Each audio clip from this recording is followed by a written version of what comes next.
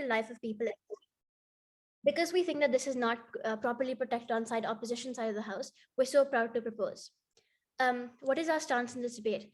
Firstly, for the model, international military aid is aid given to countries by other international allies in the form of providing equipment such as ammunition, weaponry, guns, and soldiers in the situation of a war. It is generally given to support a country during war to help them fight better, defend themselves better, or harm the other side better, which is the majority of the case. Secondly, we think that providing military aid is morally reprehensible because of the amount of casualties it increases in war and the complication that it causes during the war. We'll be explaining this further in our arguments. So for my roadmap, there are three arguments in today's debate. First is a principal argument on how the other side is likely to violate people's right to life more because of international military aid. The second argument is a practical argument on how it causes greater harm and loss of life internationally and in the long run because of providing international military aid. And our third argument will be covered by my second speaker, which will be an extension of my second argument. So for my first argument, then a principle on how it is likely to violate people's right to life. What does the right to life mean? Firstly, this highlights people's right to live and not have their existence threatened by other external dangers, harm or policy by governments, etc. It also looks like people's right to defend themselves or not be harmed during a war. Why does it apply here? Firstly, in the situation of a war, providing military aid is likely to lead to a greater escalation of violence in a specific war, which means that there is supposed to be which means that there will be a greater loss of life due to the war that is ensued and because of the escalation of violence that is caused. When is the right to life violable? We think that the right to life is only violable when it causes a threat to another person's right to life. For example, when a pregnant woman cannot carry through a pregnancy because and has to abort her child because of the threat that it causes to her own life. Only in the situation when it poses a direct threat to one's life do we think that another person's right to life can be forgone. Why do we not think that this is applicable here? We think that this is not applicable here because we're not sacrificing one's life to save another. War is likely to cause an absolution of multiple lives at one go, which therefore means that there is nobody's right is being protected in this case. We think that this principle is important because because it is a government's and a country's duty to save the lives of their civilians, and if we allow for international military aid, we'll have greater loss of life because of the war because of the escalation of the war and the stakes of the war that it causes. For our second argument, which is a practical argument, then it causes a greater harm and loss of life to people internationally and in the long run. The reasons for this are: number one, soldiers are differently trained in different countries. So when they enter different war zones, there's supposed to be a lack of accountability in these war zones. This is because, number one, there's a difference in training. So when a soldier that has been trained in a particular area goes and fights war in another, goes to fight a war in another area, it means that the same training is not being applied in that case, which therefore means that there's supposed to be a gap in the soldiers practicing the military skills that he or she has learned. Secondly, it causes a lack of accountability as there is not as because the soldier is going to a second place which is different from where he trained. It means that the same administration is not involved there, which therefore means that they have lesser supervision in those areas, which will lead to greater war crimes and greater war crimes in violation of the Geneva Convention. Secondly, it escalates and increases the environment of war. This is because if one country comes out in support of another, the opposition to that one country will also likely join forces with its enemy, which leads to A, greater international division between countries, B, more people dying because it will cause more countries' involvements in war, so the size of the war is likely to increase, which means we therefore have more civilians dying. And C, this also causes greater economic backlash because of the loss of incomes, jobs, and infrastructure that is caused during a war. Thirdly, this also causes a loss of control of the country receiving international aid because of the control that the more powerful, militarily powerful countries allowed to exercise on them. For example, in Afghanistan, when US provided military aid, it was able to exercise a greater control, which was something that Afghanistan didn't really accede to, which therefore means that in these places, you have more rebel groups and more oppositions because of the fact that the country that received the military aid might not accede to these terms. The consequences of this are: number one, you have greater war crimes because there's greater civilian brutality seen in multiple areas of war because of the lack of accountability that's caused here. Number two, you have greater pollution and economic recessions because of the greater size of the war that is now caused, which means that there are also multiple other deaths of individuals due to other things such as famine and famine caused to the economic downturns of this war because of the global supply chain that's affected.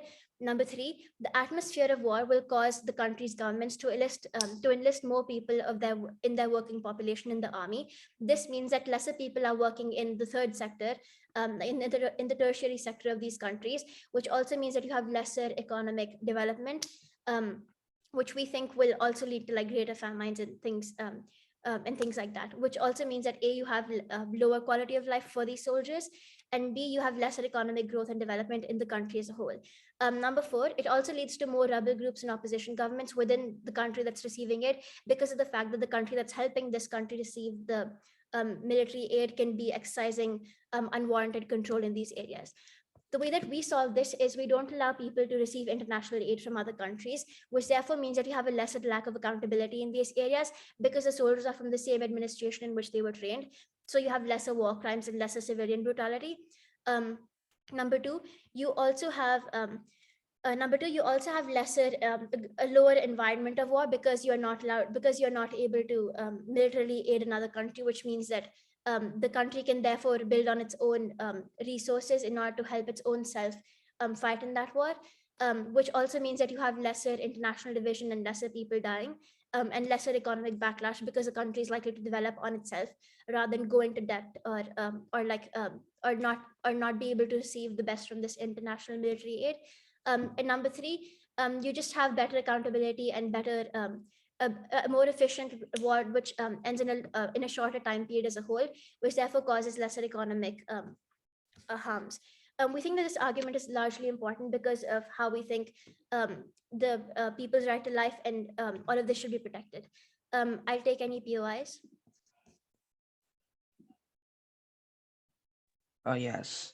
So in one of your arguments, you mentioned that international aid escalates war, leading to more pollution, financial problems, etc. for the weaker country. So, sorry, my audio cut out there for a second. Yeah. So essentially, you are putting the lives of people who will be oppressed if international aid if military aid is not provided by stronger countries.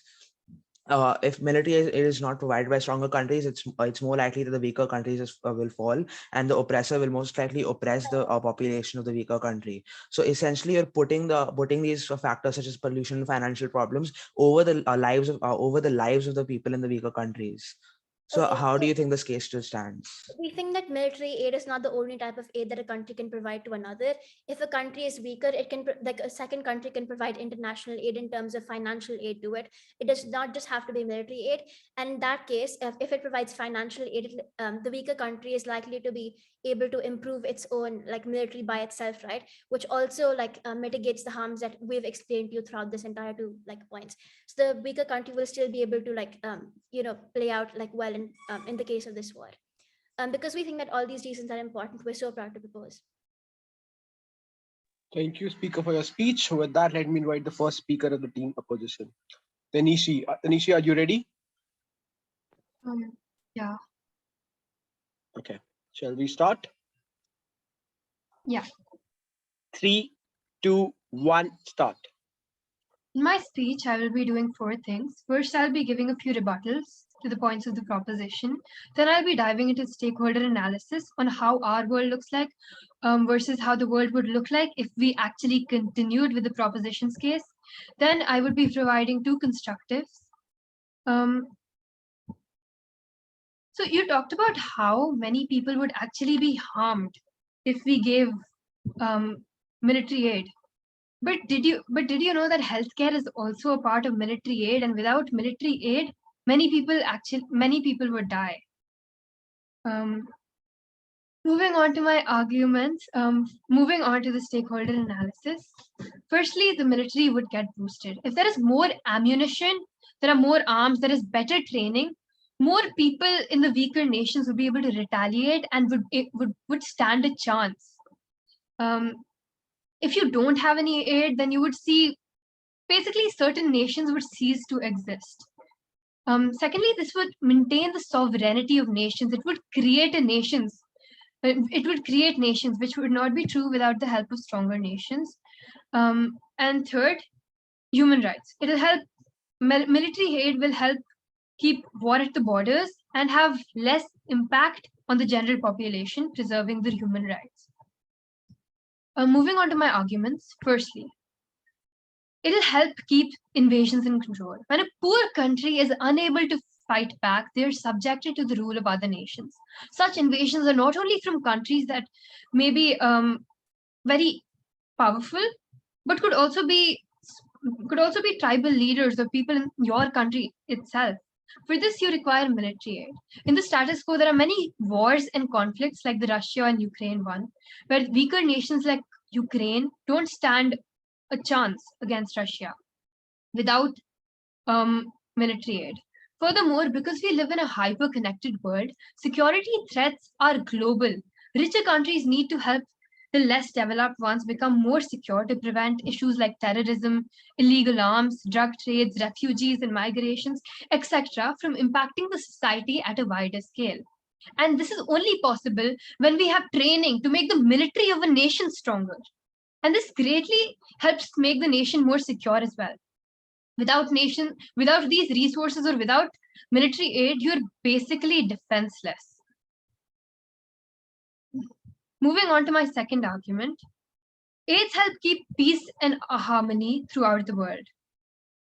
One example of this is when military aid was given to areas like Nigeria to contain Boko Haram, or maybe even the Iraqis to fight ISIS. Both the terror cells could pose a global threat, which could not be combated by local forces.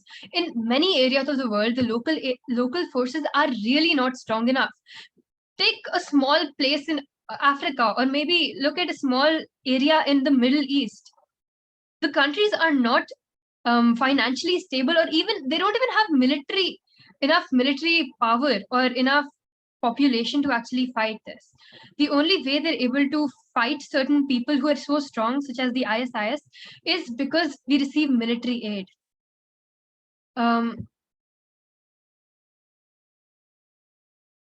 Because military aid helps keep peace in the world, it helps weaker nations stand a chance in the world, it helps keep invasions in control, and it helps certain nations from being seized by other larger nations. The opposition believes that military aid should certainly not be opposed. POI. Go ahead. What is side opposition's response to the detailed argument that we brought out about how military aid leads to an escalation of violence?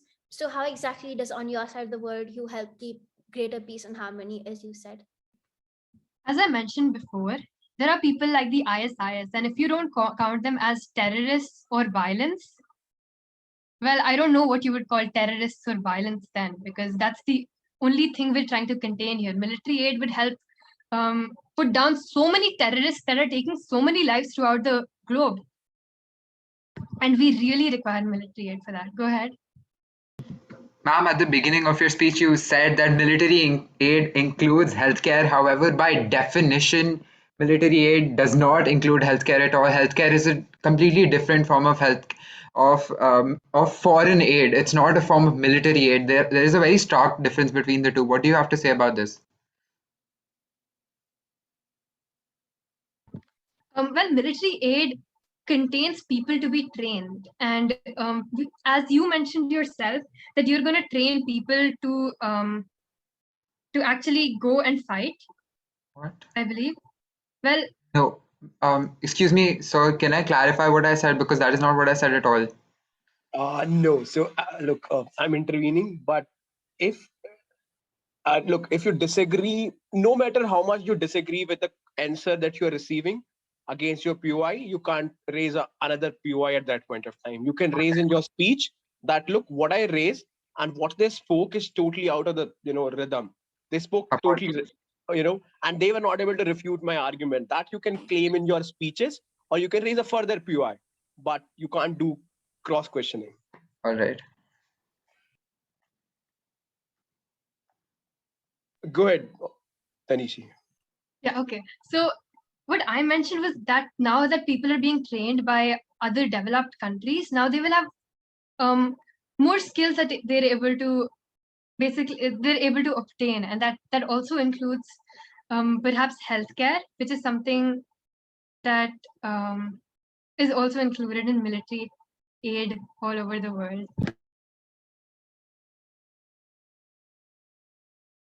Thank you, speaker, for your speech. With that, let me invite the second speaker of team preposition. Shikhar, are you ready? Yeah, I am. Am I audible? Yes, you're audible. Shall we Yeah. start? Yeah.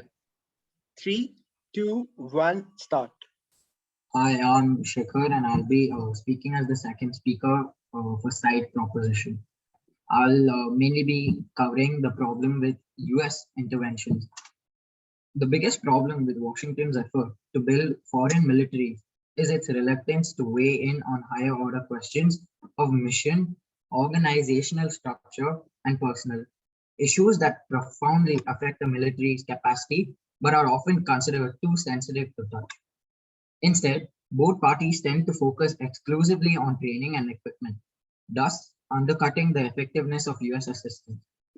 For example, the war in South Vietnam, which began in earnest after the French withdrawal from Vietnam in 1954, NGO Dien Diem, South Vietnam's president from 1955 to 1963, sought to orient his military toward external threats, even though internal defense against communists should have been the primary concern, as many US officials knew.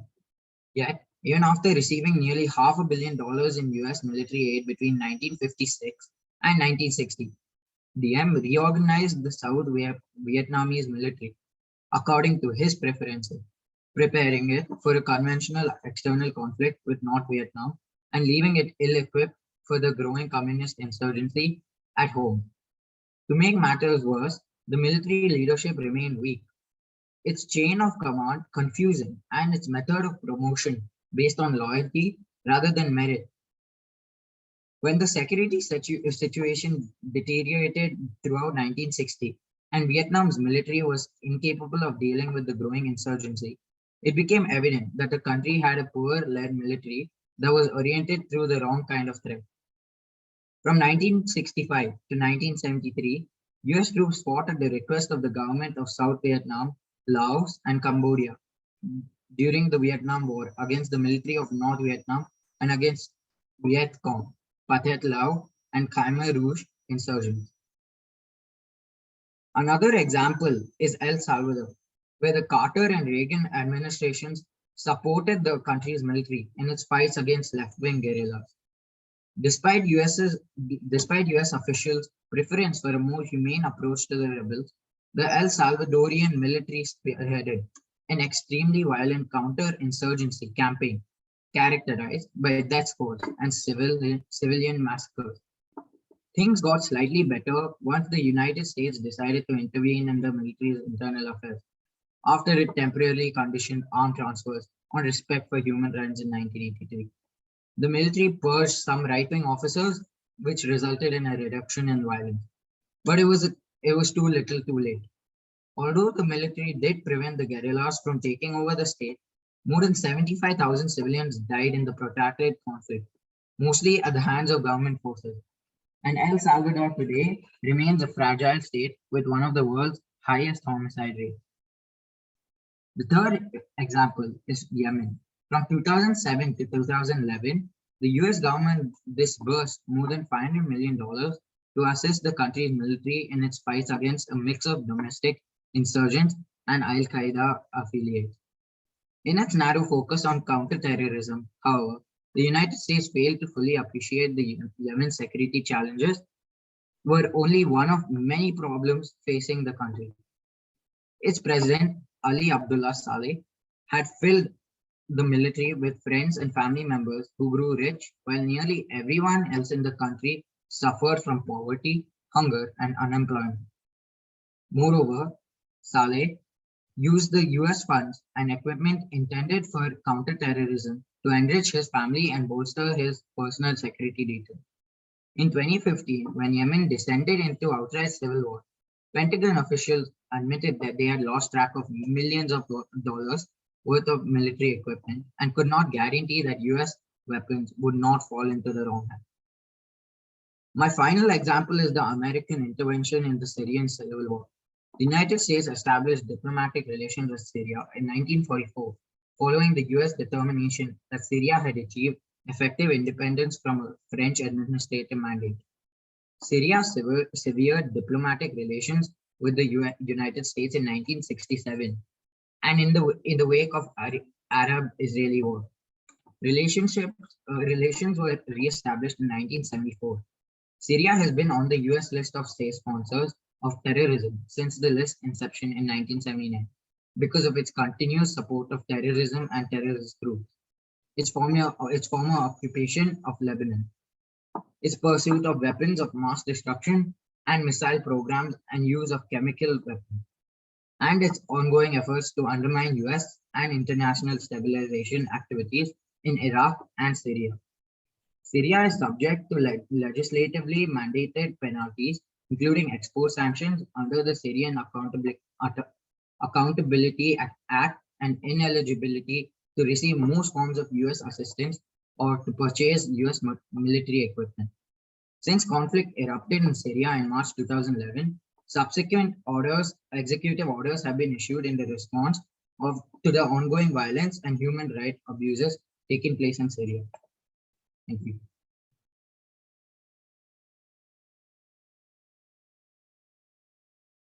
Is that over? Yeah. Okay. With that, let me invite the second speaker of team opposition. Anath, are you ready? Could I get 30 seconds to just structure my points? Sure, take your time.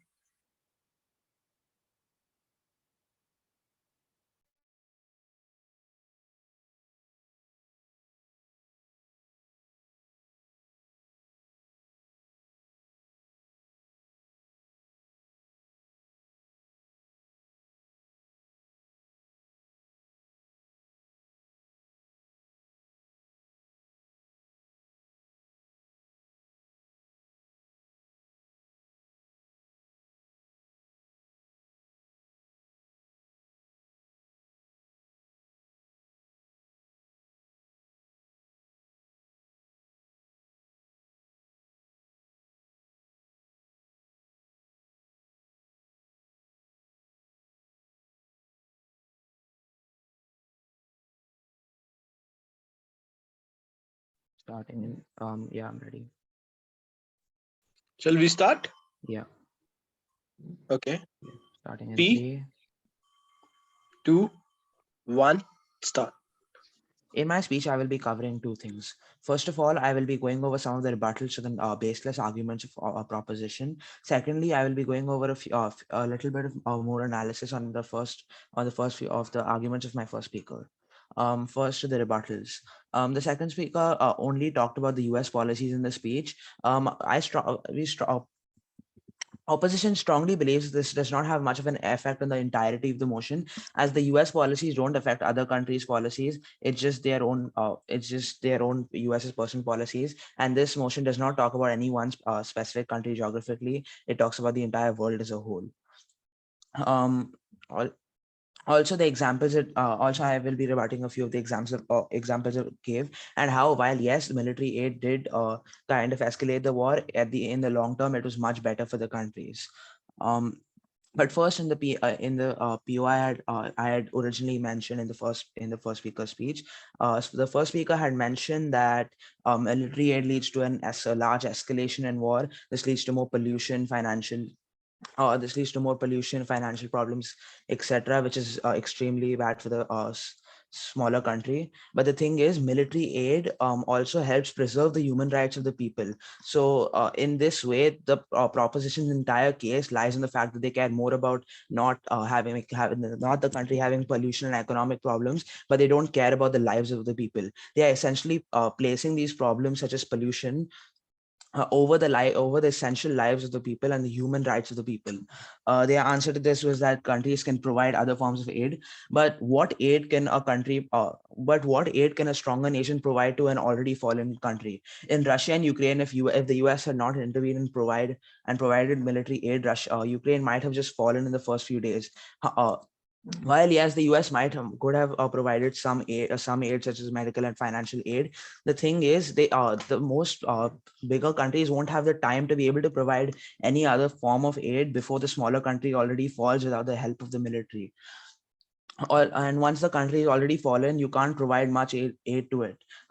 Because it's most likely that the larger country will not let the aid reach the lesser countries in the first place. Now on to the rebuttal, the main case of proposition. The main case of proposition relies on the fact that they believe that military aid largely escalates the war, and this leads to a larger violation of human rights, leads to more damage. But let's look at this. But the thing is, military aids don't lead to war. Yes, you can say that if one country attacks the other country, a retaliation might lead to further attacks, and this will lead to a larger conflict. But the thing is, military aids don't lead to war. War leads to military aid. If this military aid was not present, there might have been a smaller war, but this lesser country would have fallen, and this would have led to a large violation of human rights and etc. for the people of the lesser country who would be oppressed by the larger country.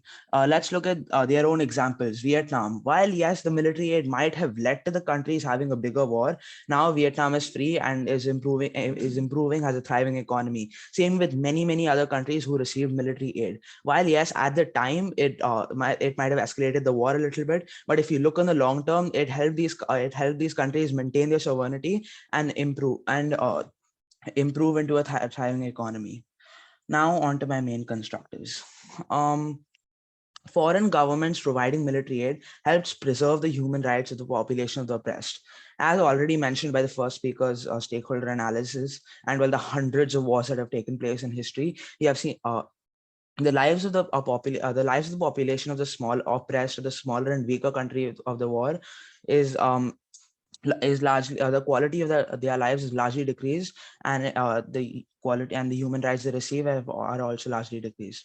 This is due to two main reasons. First of all is the distribution of resources of the smaller countries. Smaller countries have very few resources. When you only have a few $1 billion in GDP and millions of mouths to feed, it leads to a terrible distribution of resources. This can lead to one of two things. The first thing being that the smaller country gives a majority of their resources to the military, which means it doesn't have enough resources to maintain a good quality of life and human rights for the population. The second thing it can lead to is that it gives a majority of the resources to the population. This will mean that they don't have enough resources for a military, which means that they can only have very little ammunition and very few people, and this will lead to them losing the war, and this will lead to an oppression, and this will lead to the larger country oppressing their population anyway. This second main reason why human rights of the human rights of the people in the country are reduced is because of conscription. You see, when military aid is not provided by the larger country, the smaller countries are forced, such as Germany, for example, in World War II, they are forced to reintroduce conscription so that they can have a large enough military to actually compete with the larger country. This leads to a large violation of human rights, and this can lead to the loss of lives of many innocent civilians who did not enter the army willingly. Military aid, on the other hand, leads to the smaller country not having to introduce conscription in the first place, and the larger countries can provide soldiers who are willing to fight in the war and are willing to lose their lives for the cause. So this means that the human rights violation will not happen of the smaller and oppressed population. Any POIs? So may I proceed? I have two POIs. Yes. All right. So number one, so you talked about Germany and forced conscription in World War II, and you talked about how if that hadn't happened, there would have been a greater violation of human rights. However, seeing as the German military was single-handedly responsible for the death of over 6 million people, how can you say that that wasn't the violation of human rights that the military did themselves? That they were responsible for them by themselves in the first place? Okay, I have two responses to that. First of all, you kind of negated yourself there because you talked about how Germans, because you talked about how I said that Germans had introduced conscription and this violated human rights. The thing is, this violated the human rights of the military who had to go to the army and lose their lives or forcefully, and this also. And the thing is, because of this conscription, the reason that the army was able to violate so many human lives was because there was conscription in Germany. So Germany was able to have a big army. If the conscription wasn't there in Germany, they would never have had such a big army, and they couldn't violate and they couldn't. This wouldn't lead to the loss of lives of the 6 million people you talked about. So you kind of negated yourself there. All right. Another POI. Points. Can I ask my second POI? Yes. I'm asking Sir. Sir, may I ask my second POI? One at a time. If there are no other POIs, is it possible for me to ask? No. Let the speaker decide. Yes, I don't mind. Right. All right. So in your speech, you talked about how side proposition does not care about the lives of other people, and we just care about pollution. However, sir, every single time international military aid is provided to another country by a country such as the US in Syria or anything like that, there has been an increase in the number of casualties that occur in that state. Most most of Syria is destroyed today and is in ruins today because of international military aid. How do you justify that?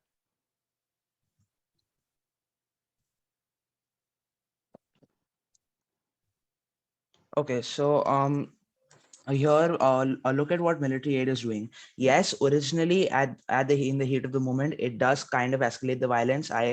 I do agree with that, and it might lead to a few loss of lives on the spot. But the thing is, there's two main rebuttals to this. First one being that if military aid is not provided and if the war is not escalated, the larger country will easily overpower the smaller country, and this can easily lead to a dictatorship, as we have seen in, for example, let's say in North Korea, a dictatorship has led to the violation of so many human rights, as we have seen in history. This can lead to a dictatorship very similar to the one we see in North Korea, where the larger country will just easily overpower the smaller country and will oppress them anyway. On both sides, we see that it doesn't really in the time being, in the present, it doesn't really affect much. And if we look at the long term in the future, if military aid is not provided, the country is overpowered by the larger country, and it has no scope of improving in the future. But if military aid is provided and the country can maintain its sovereignty, it has scope of improving in the future. So while in the present scenario, military aid being provided and not provided kind of leads to the same loss of lives, in the future, when we look in long-term effects, military aid is much better. Thank you. All right.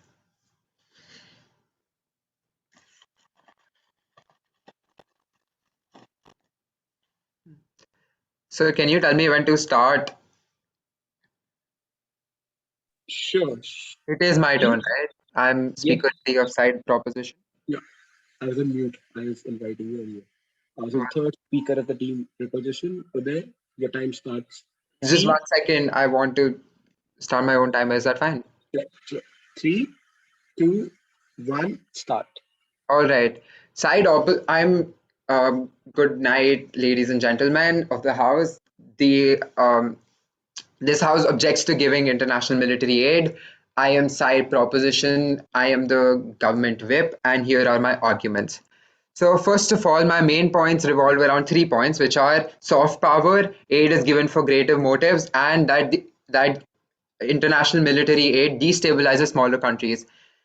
I will now begin with my first point. Military interventions are attributed to democracy, and democratic countries justify them by saying that they're done for some moral good. There is nothing moral about wars and how aid is given. The US policies on liberation of developing and poor nations are not actually liberating. They serve interests like resource exploitation, financial drain, and ideological conflict like that of the Cold War. Ideological conflict. During the Cold War, interventions such as the Vietnam War, the Korean War, the India-Pakistan War, and the Cuban conflict only increase the number of casualties and lives that were lost. I know speaker 2 of side opposition just came up here and talked about how military aid and the North Korean dictatorship were related. However, sir, let me give you a brief history lesson. There was the Korean War in briefly after World War II, and the USSR and the US were involved by proxy. And because of their involvement, Korea got split into two, which was North Korea and South Korea. And the very existence of international military aid is the cause for there being two nations and for there being an oppressive dictatorship in North Korea today. Now I will continue to soft power. Aid is never just about helping people. It's also realistically about gaining influence in the world and exercising soft power. Now, what is soft power? Soft power is the ability to co-opt rather than coerce. In other words, soft power involves shaping the preferences of others through appeal and attraction. A defining feature of soft power is that it is non-coercive. The currency of soft power includes culture, political values, and foreign policies. Providing aid money can generate valuable access and generate a sympathetic cohort of people who can be called upon to further down the line. The self-serving principle is that a country should only send aid money to authoritarian states when it promises to strengthen their international standing in the long run. This expands international influence. Democrats do not want to apply democracy criteria to aid if they think that this will make it harder for other countries to economically develop. The truth is they do not care if the country is a democracy or not. Democratic countries do not care if the country that they're helping are democratic or not. They just want economic development and economic welfare of their own country. Now continuing to one of my rebuttals, which is regarding the Russia-Ukraine war that both speakers of side opposition brought up. So how much time do I have remaining?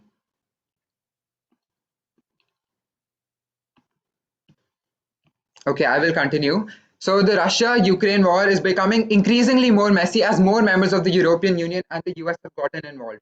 The European Union is sending in military aid, and the US recently approved a bill for $40 billion in financial aid to Ukraine. This reflects 2 points. One, the immense amount of resources that have been spent on the war due to international military aid.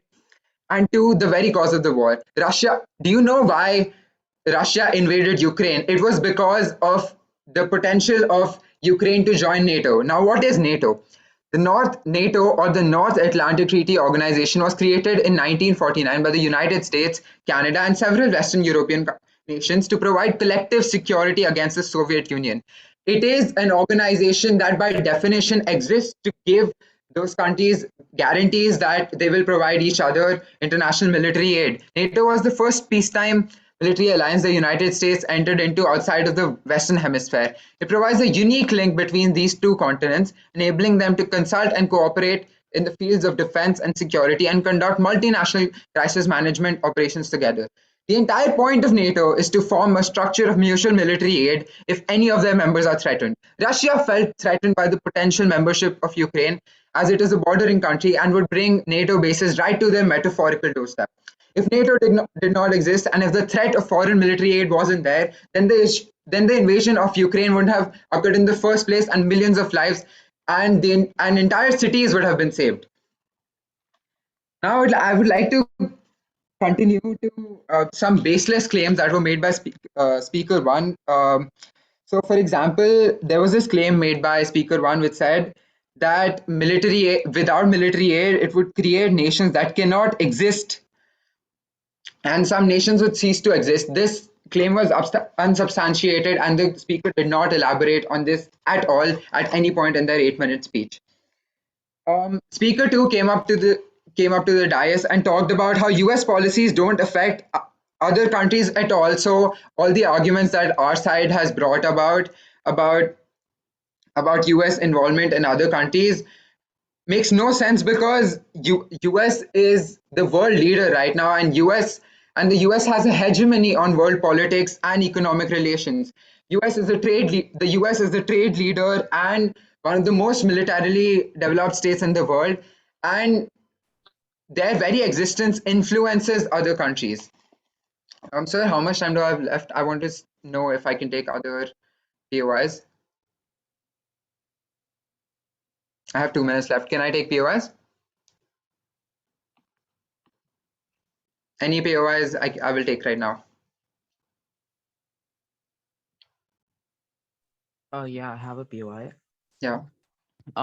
You said that about the US involvement point, that you said that while that US is a world leader right now, and that's why its policies affect everyone, and that's why we should look at US policies when we're looking at this motion. The thing is, US is not the only nation that can give So what's your military. question? I don't want your claim. Can I move on to that, please? Yeah.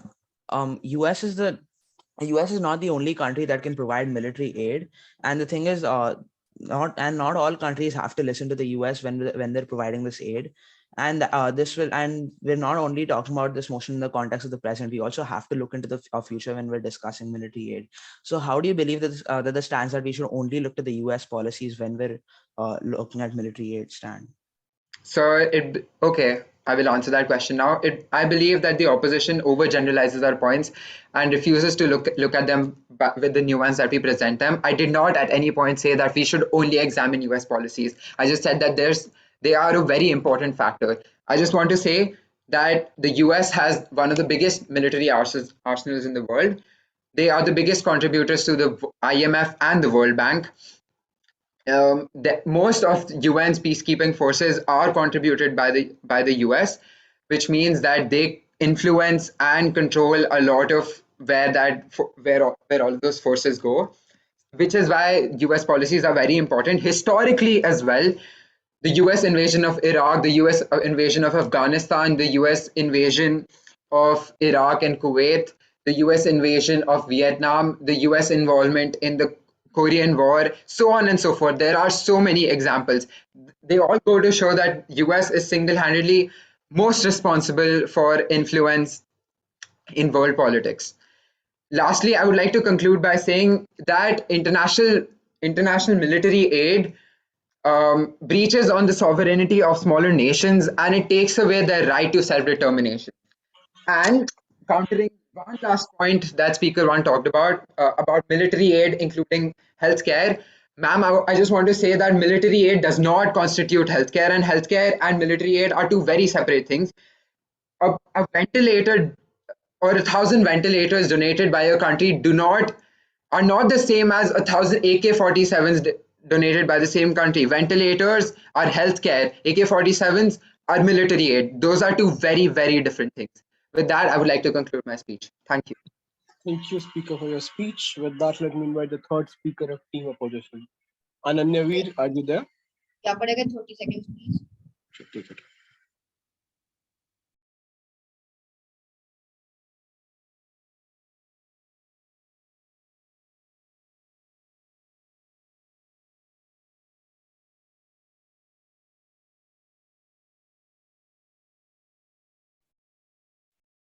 Starting in 3, 2, panel, I'd like to point to you how they say that implementing this policy would lead to lesser loss of lives, lesser war crimes. However, this is what happens on their side.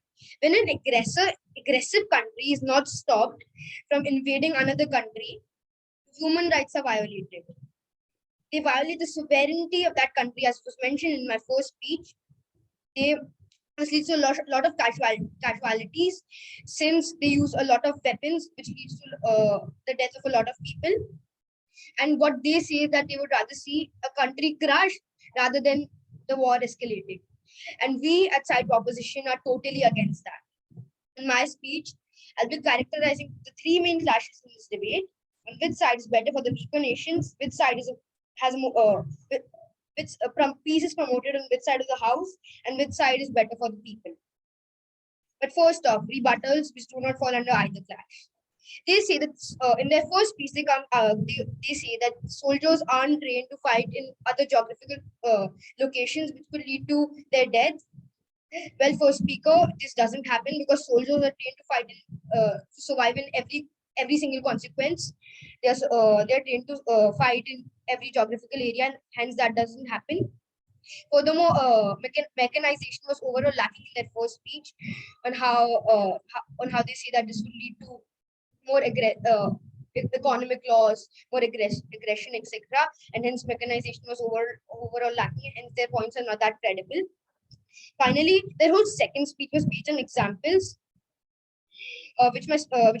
second speaker came out there and rebutted how military aid would help them in the long run, and hence those examples aren't credible as well. Finally, in the third speech, they mentioned new points about nations like US giving international military aid to become superior themselves. Well, these are new points which aren't supposed to be provided in third speeches. And furthermore, if good is happening with military aid, then we should let that happen. Now coming to the first clash, on which side is better for weaker nations. What they say under this clash is that other forms of aid can be provided, for example, healthcare, finances. Well, in a time of war, countries won't have time to improve their armies with finances. When a country is attacking them, they won't really have the time to improve their armies, work upon their skills, etc. And hence they would get crushed, and other types of aids will matter much. What we see under this clash is that we tell you that by providing international military aid, we keep invasions under control. They help protect smaller nations' sovereignty, which by helping neutralize the threat from other nations. For example, the Ukraine versus Russia crisis, if international aid wasn't provided, Ukraine wouldn't be able to withstand Russia's military power. But with international aid, hopefully they have been quite instrumental in withstanding the invasion.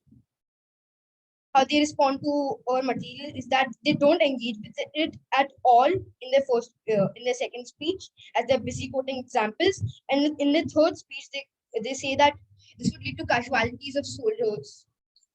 Well, soldiers know when a soldier joins the army, they know the consequences of that, they know the risk that comes with it, and hence a civilian's life is not more valuable, but a soldier knows the consequence, and hence that doesn't matter much since they are prepared for that.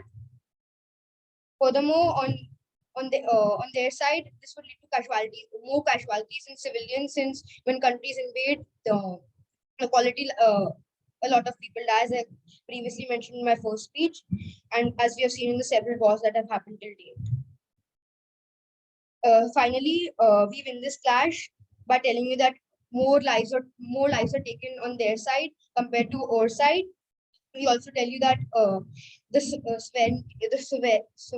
sovereignty of smaller nations is protected on our side, and hence we are better on that scenario as well.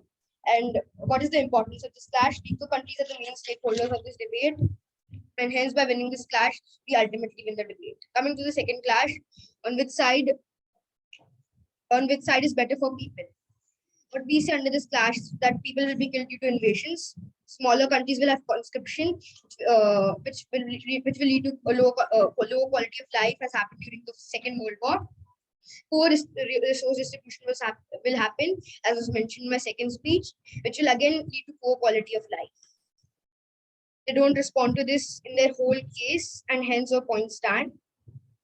What they say under this clash is that, again, the same point, that more soldiers will die.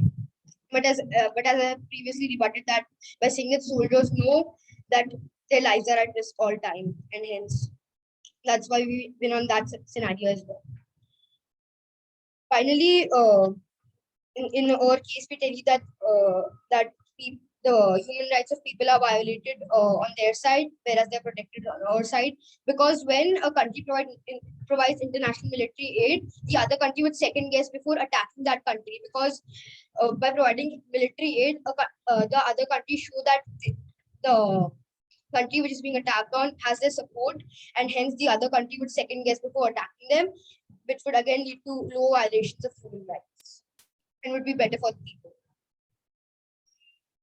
Finally, in our case, we tell you that this policy would lead to violations of human rights. So when weaker nations would be at disadvantage, invasions will happen, which will lead to greater loss of lives, and hence this is our case, which they aren't successful in engaging with. Finally, on their side, we get better. On the best case scenario, we get better economic conditions and environment, but on our side, we save lives, and we are better on a larger scale. Panel, I'd like to ask you that when another country invades another country, so many lives are taken away. Terrorist ceasefire in open daylight. Again, many lives are taken away. Bombs are burst every day, and that those lives which are taken away due to that is protected on our side. So which side would you go for? Obviously yours. And for those reasons, I'm very proud to oppose that the motion for. Thank you, Speaker, for your speech. With that, let me invite the reply speaker of team opposition. Anath, are you ready? Could I get 30 seconds to structure my points? Sure, take your time.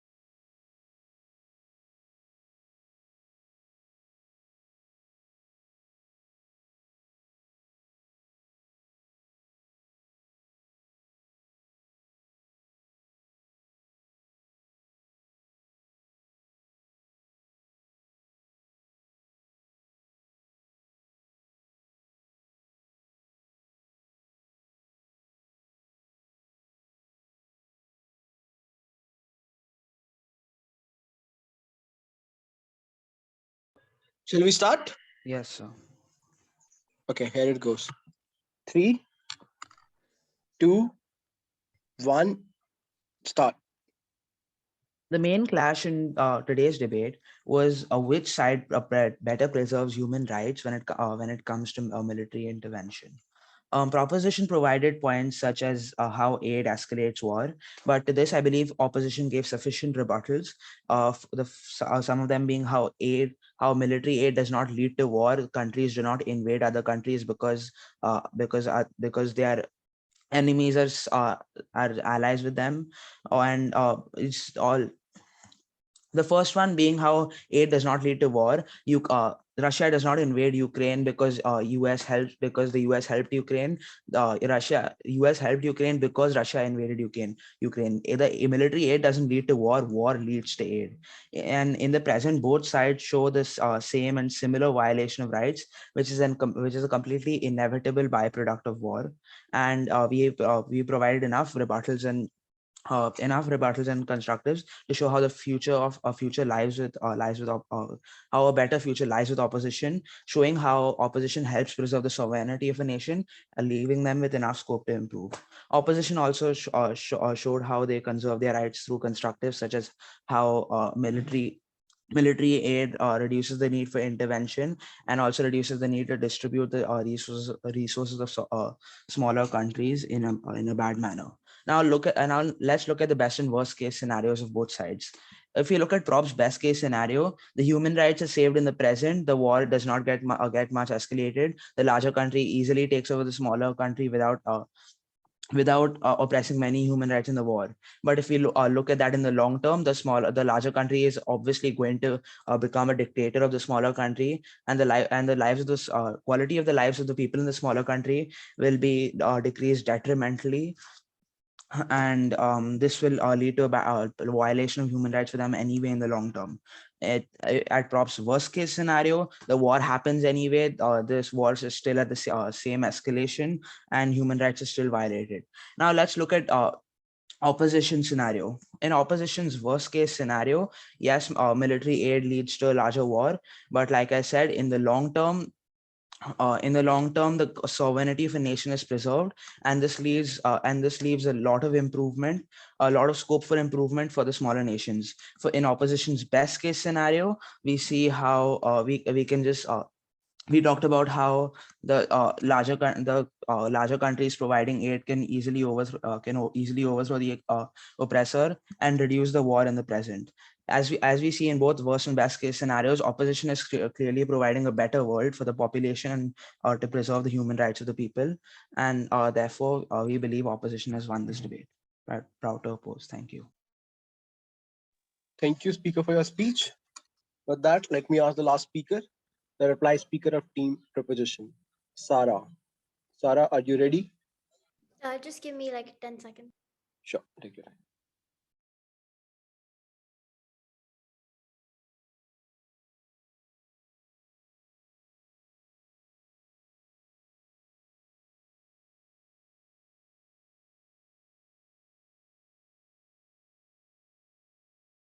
Okay, starting my speech in 3, 2, 1, go. Side opposition's entire arguments and rebuttal around this case has been a complete straw manning of side proposition's case and the detailed nuance we provided to you in all three of our speeches.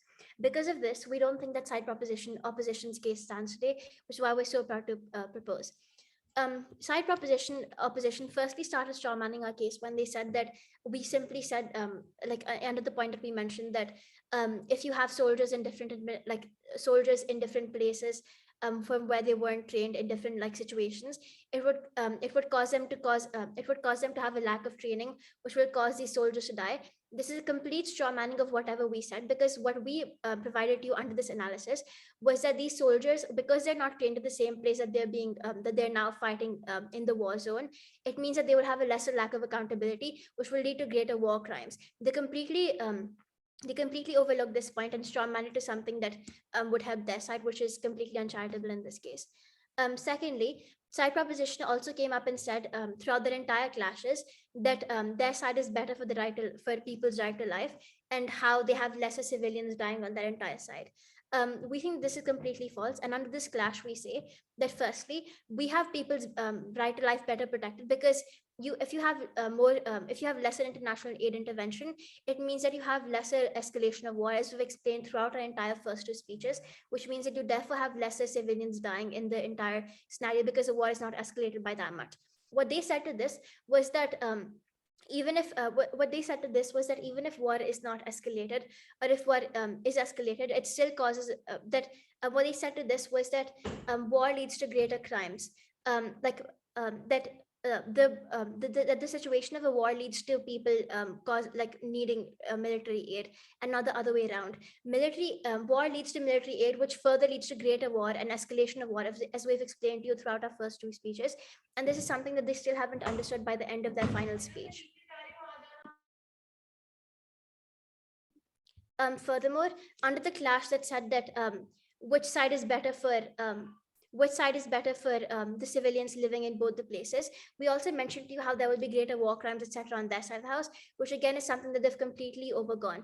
Even in their best case scenario, they're still, which is considering the fact that you have no war crimes in the entire scenario, and that you're somehow magically able to save all the civilians from the war that is now being escalated. Even in their best case scenario, it still means that these countries will be put into further international debt, because they might not be able to improve or pay back the loans that they've taken in terms of these military aids, if the so-called weaker country is taken over by the larger country. Thirdly, they also said that if we have in the longer run, even in our best case scenario, as they proposed, that the larger country will act as a dictator to the smaller country, even if they take us on our best case scenario. And we think that this is completely false, because in our best case scenario, if these countries if once the war is over, it does not mean that the larger country will still continue to have exercise control over the smaller country, right? This is something that's definable by the two countries that are involved in the war themselves, which therefore means that the entire point about how the larger country will become a dictatorship is how it is not true. And we further say that this is worse on their side of the house, because of the fact that if they have greater control by the economically stronger country, it means that they're able to twist the terms of the agreement that these two countries have had, which causes greater loss of control for the smaller country on their side of the house. Because we've proven to you how you have lesser loss of life on our side of the house, and also how you improve the lives of civilians on our side of the house as well. We think that we take all three of the prevalent clashes in this debate today, and therefore win the debate as a whole. So proud to propose. Thank you, speaker, for your speech. Give us some time to. Hi, do we have everyone here? Shikhar had to leave for another meeting, but I'll fill him later. No worries, no worries. I guess I have a special feedback for Shekhar, which try to give him personally. But overall, so I'm giving the verdict. I guess Simran can add to that OA later on. It's not a BP. Like in BP, you have only one person giving the entire OA. So we will take, but we will make it short. We are running, So it's missing from both the sides, and it was a practice match. So I guess we're looking that you will add more and more characteristics. You identify the stakeholders and showcase them in a light. Now let's talk about the team. Let's go to verdict first. So I guess both of we agree that the verdict goes to the team proposition. So it's like 2-0. And just summarizing very briefly, look, so the first speaker of the team proposition makes three claim. So okay, that was a start for the debate. Then the second speaker extension to the first argument. Correct. Had there been no third speaker, the second speaker was really not done justice to their role for the team proposition I'm talking about. But in terms of the first speaker and the third speaker, they done a decent role. And the ideas that they added in terms of the extension of the war crime, that how the armies will be unaccountable in the new territories, which will make them induce more war crimes, was not really sort of debated or extended or sort of engaged by the team opposition. So that's the one we consider as goes to the team proposition. Then obviously in terms of the economic loss, the proxy wars, and these kind of argument goes against with the team proposition. The one extension or the one clash which goes to the team opposition, and I guess there lies their strongness, is that they kind of identify one area and they kind of rhetorically talk about that, though obviously they win that, is this idea that smaller countries has no other mechanism to safeguard themselves as when they have a conflict with a bigger nation. And that according to them, in that case, even if in the case that there is no military aid, what will happen? The bigger countries will take over the smaller countries, though in the smaller run, seems there is no human violation. In the longer run, there will be more and more loss for them. There will be more suffering. There will be more human right violation and everything. So I guess I give to them, as a team opposition. The only thing that I will add that the team opposition should have done. So look, ideally you should stick with 2 to 3, clashes. So one you win, but there was other sides of the debate also. Even in this case, where you miss out for me, and had you done it, I would have totally given to you. Correct. I was looking to back because you identify a major piece. What you need to showcase is that you don't even debate on the extremes. Correct. In your case, your entire analysis or the major of the analysis was this idea that international military aid is just in the context of smaller countries defending themselves against an invading country. Even if I buy that argument, but you have to showcase me that this is a scenario in majority of the cases in the world. And there is no conflict like Syria, that within the country, there are two opposing sides. And the external forces intervene within that. So, Ukraine, Russia is not the only example of a conflict. Had you showcased me that this is the major kind of conflict, and that's why we are defending or supporting or stopping, the countries in the major kind of conflict, that, analysis was missing, that showcasing that your example where you are winning. Look, you're winning this side on this idea, but where you fall short is showcasing that's the prevalent one, that the most important, part of the wars that happen internationally. For me, otherwise, it's just one of the part of the debate, the kind of wars. Otherwise, there are other kind of wars where your argument will fall flat. That's my sort of analysis. If Simran want to add, Simran, you can add. Yeah. How much time do we get for delivering away? I think we should not take more than a couple of minutes. I guess that will be great because we are running short of the time. All right. So I'll be just going with few general comments so that the teams could work like next time, right? I think the point of feedback I have today is like twofold, right? Whenever you run an argumentation and a debate, saying things like military intervention, right? Which things are like very absolute, right? I think it becomes really important for the teams to establish why that essentially is the case, rather than just asserting, right? This was a major problem in this debate, right? We'll go ahead and like talk about this thing is like really important. But when you never ahead and tell me that why that thing is really important in the very first place, I cannot really credit that point, right? Because it lacks like sort of like analysis, right? What do I mean by analysis, right? Analysis in a way, right? First you go ahead and like talk about, hey, this thing is true. Second, you go ahead and like prove to me like why this thing is even relevant to the motion. Third, you give me example, right? The Gov today was like in the second speech entirely based on like examples, right, which I cannot really buy. But then the first speech was really strong, so I do credit, right? So therefore, this was a this house opposes motion, objects motion, right? So what essentially looks like this was an opt-out and opt-in debate, right? Therefore, the burdens on sides becomes to prioritize their benefits and just like prioritizing other sides' benefits, right? So therefore, you have to like prioritize weighing, right? In terms of you cannot just go ahead and like say that our impact is the best because we talk about like these military interventions is like bad, right? Because you cannot like just talk about like it is like more certain, and B, it's like more sustainable, right? And hence it is a best impact. I think weighing often is like done specifically to an argumentation as opposed to like giving 10 things to me that, hey, we tell you that, hey, it has like lesser accountability, B, it has like this, right? It becomes really important, and generally it is like very, very important to weigh your arguments as to why your argument really stands and as to like why it is like really relevant as it should be like judged, right? So I think that is why like Gov like takes over like because Gov to a certain point was able to like provide me like sort of like analysis which I needed, which was like really shrugged both sides really shrugged up their burdens, but Gov to an extent was like able to provide me. The problem with OP today was like OP had a like internal contradiction, right? When OP concedes to whatever like Gov objects, right?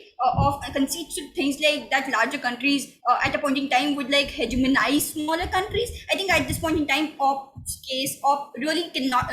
OP is like not able to like prove any single argumentation in this debate, and because they like trying to like prioritize human rights, etc., right? But they do not essentially give me any exclusive benefit of their like why this should likely be the case. That is why I think Gov takes over up for me. And if you want any explicit feedback, you can reach out to me through WhatsApp. I can drop my number in case you want.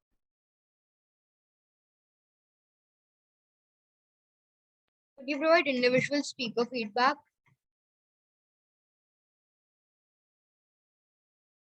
For me as well.